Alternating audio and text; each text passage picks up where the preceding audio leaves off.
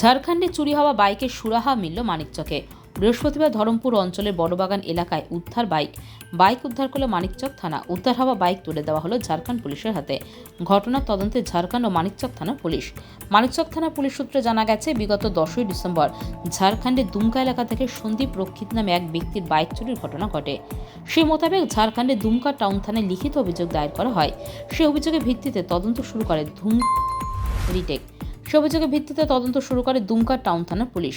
তদন্ত চলাকালীন রাজমহলের ডাকাইত টোলার বাসিন্দা কারিমুল শেখকে গ্রেপ্তার করে পুলিশ। তাকে জিজ্ঞাসাবাদ করেই জানা যায়, এই চুরির ঘটনায় যুক্ত রয়েছে মানিকচকের ধরমপুর অঞ্চলের বড়বাগান এলাকার বাসিন্দা শেখ রুবেল। তার কাছে 25,000 টাকার বিনিময়ে সে বাইকটি বিক্রি করা হয়েছে বলে জানায় ধৃত দুষ্কৃতীটি।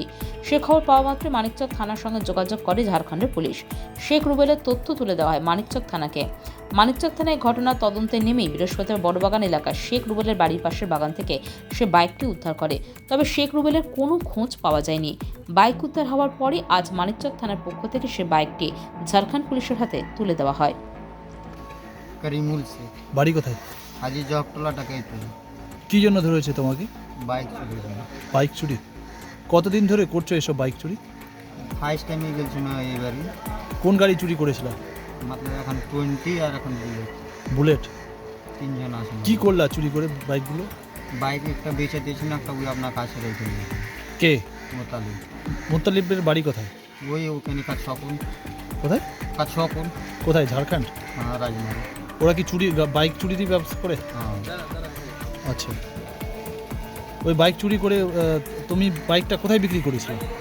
এই তো বাগানে। বড় বাগানে? মানিকচকে? কাকে? রুবেল। রুবেলকে?